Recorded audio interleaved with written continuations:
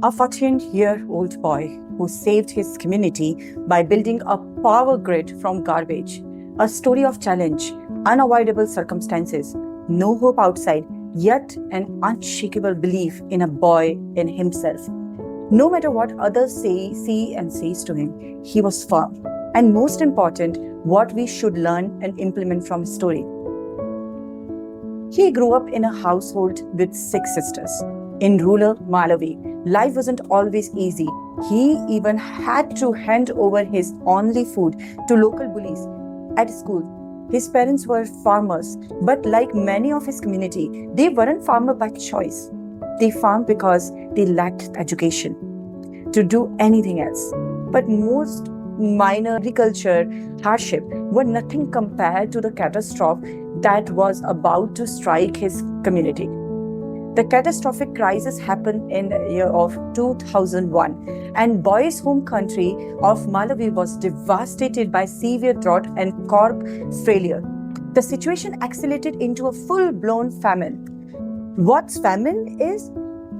Put it in the term, it's an extreme widespread scarcity of food that leads to a severe malnutrition, starvation, and a surging death rate within the population. The situation was incredibly bleak that BBC News report from 2002 described it was in Malawi's worst ever famine, noting that more than 7 million people, which was 3/4 of the country population, were on the verge of starvation. And because of the drought, many people harvested only 1/4 of their usual crops, and food prices at that market doubled. Another BBC article highlighted that 3.2 million Malawians were facing immediate starvation. The crisis was compounded by severe cholera outbreak that year, which caused 33,000 cases and left so many people dead, largely because malnourished bodies were too weak to fight off the infection. Families were pushed to absolute brink. They were surviving on pumpkin leaves. Between this horrific famine, the boy looked at his parents' dry field and realized he didn't want to fall into the same cycle of farming that trapped so many others just because they lacked access to education. He loved farming, but he wanted to do it by choice, not the only option in the life. He has curious mind, and at the time when he has to stop going to school because he has no money to pay, he decided to turn that into a local library.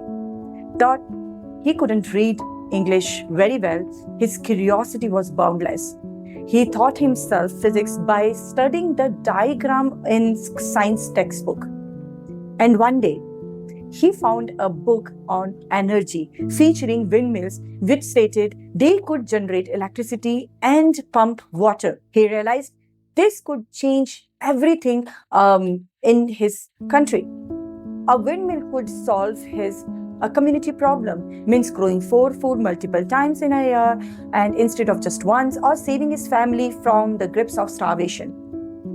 But the question is how to build it. He doesn't have any resources mentioned in the book, but he knew if someone has made it before, he can do it too.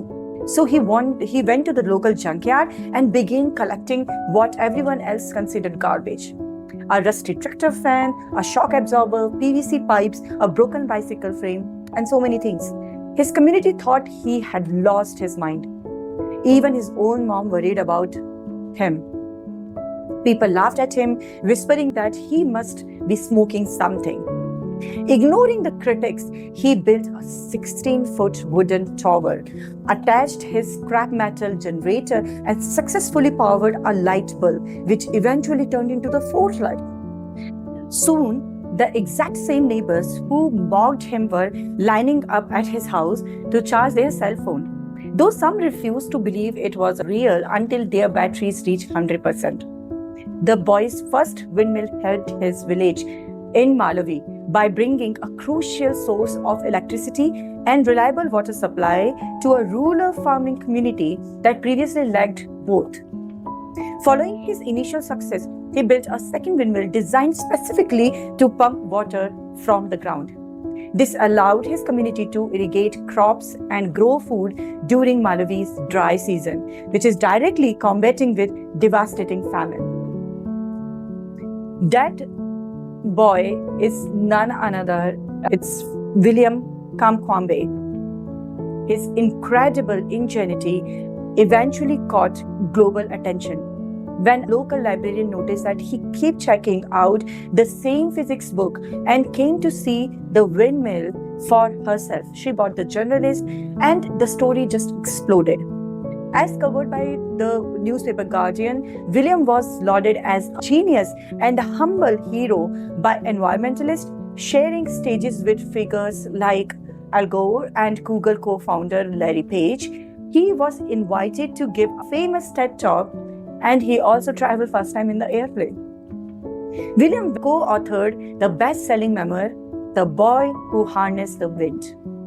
Most importantly, he returned to his village to rebuild his crumbling primary school. He didn't just build solar wind hybrid power system for the school, he recruited and trained other local students so that they could learn the engineering skills and build windmills for their own families.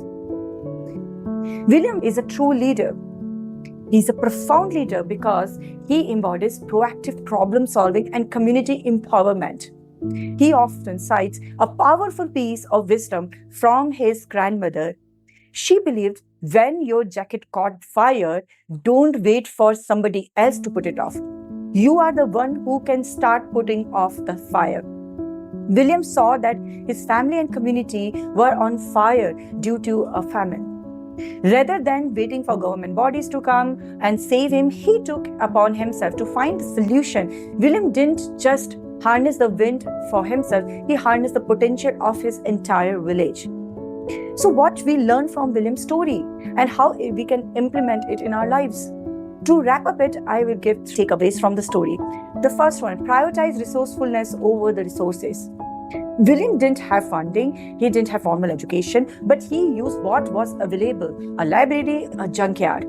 Expert points out that developing world is full of this kind of grassroots innovations where people use incredible resourcefulness to solve problems without cash. And how you can use it in professional world? Just instead of blaming the lack of budget, staff, time, or failing to innovate, instead of focusing on the negative, figure out how to leverage what you have, the tools, the network, the information you already have. Second point, protect your wisdom from skeptics. When William started building, everyone thought he's crazy.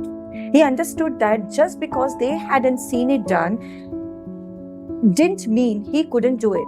He knew if a human being built windmills somewhere else in the world, there was nothing stopping him from doing the same. If you have any unconventional idea and if you pitch it, expect the pushback. Don't let the limited belief of others impact you. Keep building and let your result do the talking. And the third, a very important part, take radical ownership. Put out your own fire. So when any crisis arises, your personal life and your team at work, don't wait for manager and any other savior to fix it. Be the first one to take action and initiate the solution.